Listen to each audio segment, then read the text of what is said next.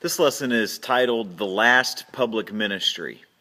And when Jesus arrived in Bethany from Jericho, he was welcomed into the home of Martha, Mary, and Lazarus. And the masses were already gathering in Jerusalem for the feast of the Passover that was just a few days away. When the news spread that Jesus was in Bethany, the crowd made the short trip to the village as they had wanted to see Jesus and Lazarus, the one whom Jesus had raised from the dead just 6 weeks earlier. The action of the people so enraged the chief priests that they plotted together how they might do away with Lazarus. They wanted to kill him. And they responded that while he was alive, they could do nothing against Jesus. For many of the people had come and they'd saw Lazarus and they'd went away believing that Jesus was the Messiah. And could a less than the expected Messiah perform such a miracle as raising someone from the dead? We then see the triumphal entry of Jesus into Jerusalem. Preceded by the crowd that had come from Jerusalem and followed by his disciples and a multitude of pilgrims, Jesus started for the holy city seated on an unbroken colt, thus fulfilling Isaiah chapter 62 verse 11 and Zechariah chapter 9 verse 9.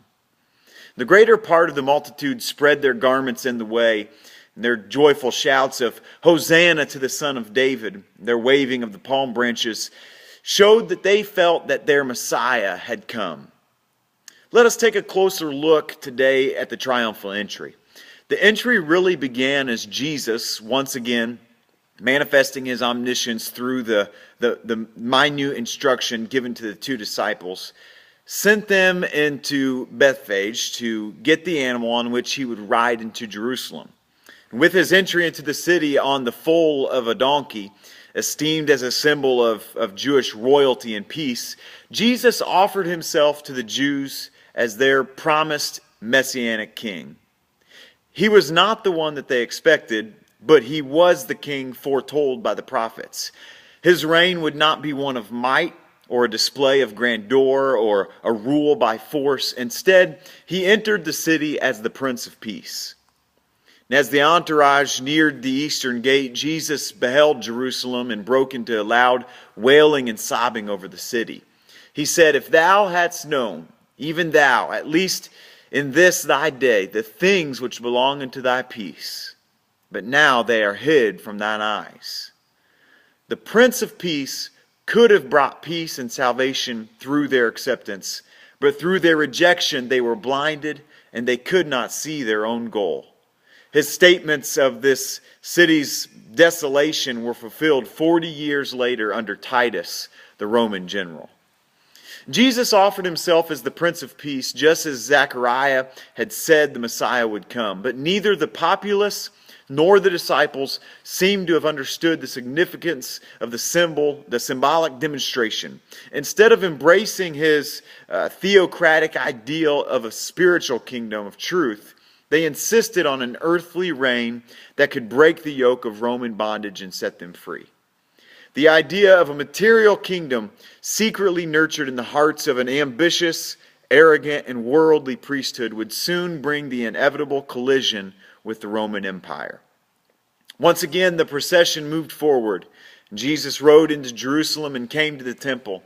And leaving his donkey and entering the hallowed building, Jesus took possession of it in the name of Jehovah. And for a moment he remained the hero of the hour, the master of the temple, beholding all of its grandeur. The purpose of the messianic demonstration had been attained. He had declared to the whole world that he was, in fact, the Messiah. And on this day, the Paschal Lamb was traditionally selected. And by his action, Jesus showed that he had consecrated himself as the Passover Lamb, who would be sacrificed for the entire nation. How tragic that the Jews should bypass the Lamb of God as they looked for their sacrifice. Dr. Pentecost adds insight to the significance of this triumphal entry in his writing. He says, "This, then, was the day of Christ's official presentation of himself as Messiah to Israel.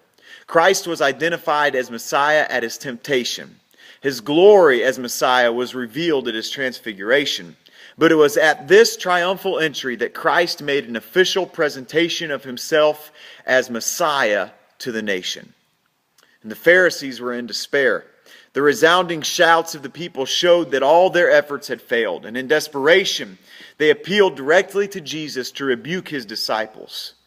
Jesus, reading their hearts, replied, "I tell you that if these should hold their peace, the very stones will cry out." So in this, Jesus reveals that he is the Messiah, and next he reveals his authority.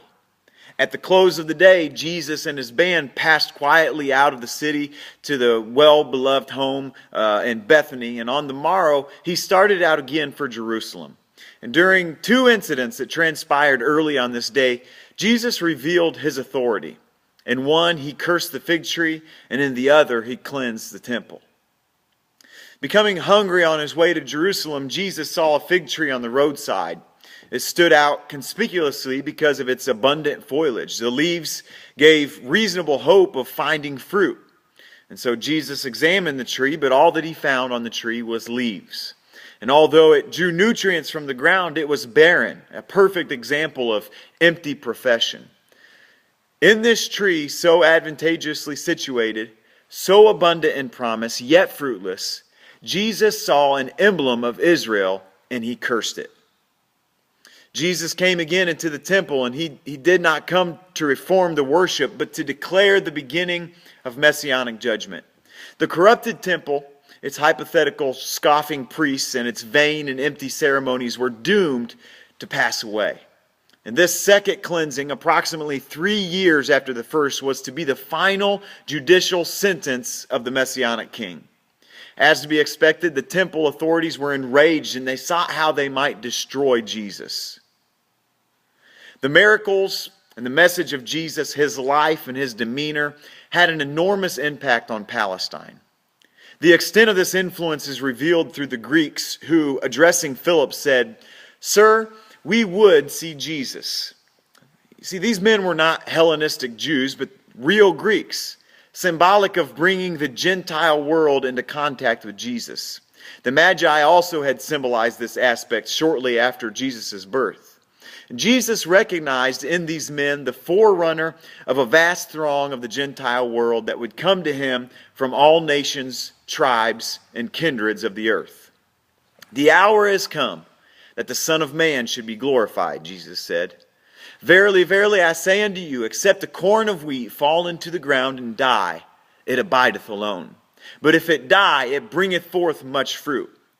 He that loves his life shall lose it, and he that hateth his life in this world shall keep it unto a life eternal. And if any man serve me, let him follow me. And where I am, there shall also my servant be. If any man serve me, him will my Father honor. Now is my soul troubled, and what shall I say? Father, save me from this hour. Before this cause came I unto this hour. Father, glorify thy name." And in the next few hours, the world would come to a crisis of judgment and a condemnation when they would convict Jesus. Satan, the prince of this world, would be cast from his seat of power, and Jesus would draw all men unto himself. The cross would become the central magnet of the universe, and Satan would be finally and fully defeated at the cross of Calvary.